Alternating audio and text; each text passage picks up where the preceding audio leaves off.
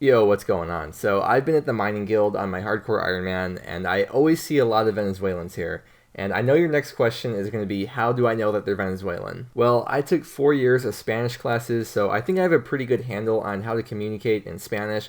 And every once in a while, I'll see two of them speaking Spanish to each other, and I like to join in, and eventually I'll ask them where they're from, and it's always Venezuela. Everyone usually associates the Venezuelans with green dragons, but I honestly think there's more doing the gathering skills like mining, fishing, and woodcutting, and if you've ever spent an extended period of time at any of the most mainstream locations to train those skills, then you'll definitely know what I'm talking about. Point being, I see a lot of Venezuelans speaking Spanish in the mining guild, and you can find them in pretty much every single world mining coal, so I decided to record a very typical conversation that I would have with one of them. And I hate to say one of them like they're any different from us, like it's an us versus them kind of thing, but anyways, I was talking to a guy from Venezuela, and here's how it went down. Before I started recording, I asked him why he was here rather than at the Motherlode mine because he would get so much more coal over there, and he said that he's never heard of it, and he asked me where it's at, and that's when I turned the recorder on. I told him it's in the Dwarven Mines, but he said he came here because there's a bank right next to it. I told him there's a bank at Motherlode Mine too, and he said, give me a point of reference so I can find it, man.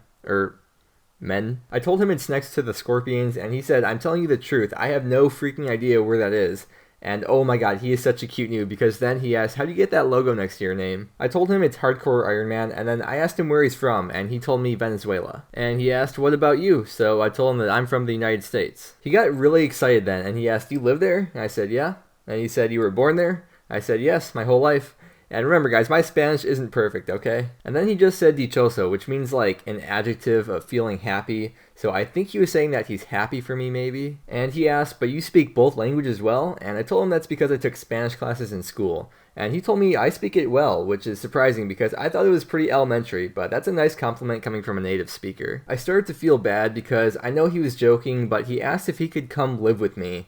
And I just said, I'm sorry, amigo, and he told me Venezuela is bad, amigo, and I just told him that's what I've heard. This is something I've noticed every time I talk to a Venezuelan. They always talk about how bad their country is, and they always ask to add me too. And even though this is a game, you gotta remember that every single character in this game is an actual human being behind a monitor who are all dealing with their own struggles and everyday lives. And even if they live halfway across the world and even through a language barrier, we all laugh at the same jokes, cry in times of pain, and we all feel the same emotions. So he asked me how I knew that he spoke Spanish, and I told him I know a person from Venezuela when I see one.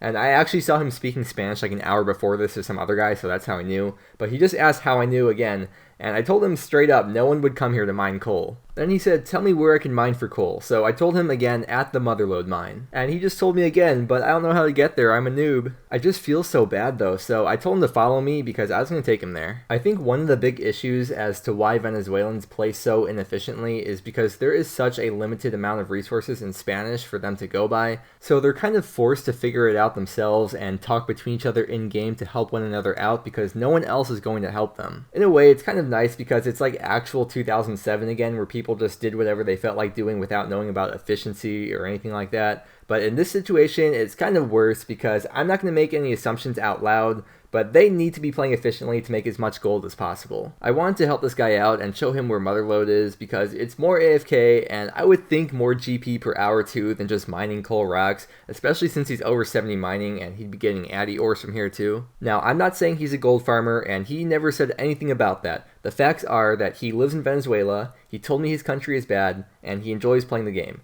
But if you want to hear my stance on Venezuelan gold farmers, it's this. They live in extreme poverty, and their options are working much more challenging jobs for much less pay, or playing a game that they might actually enjoy playing and make more than enough money needed to put food on their table and survive. This isn't a joke at all. This is legitimately life or death for them, and I'm not exaggerating whatsoever. From all the times I've talked to people from Venezuela, they play at least 12 hours a day, and usually more because this is their only shot at surviving in their world. These aren't Chinese gold farmers who are working in sweatshops forced to play the game for pennies a day. These aren't people with bot farms running hundreds of bots from their VPN. These are people working in their own homes for themselves who understand the risks of what they do, but are willing to take that risk in order to feed themselves and their family.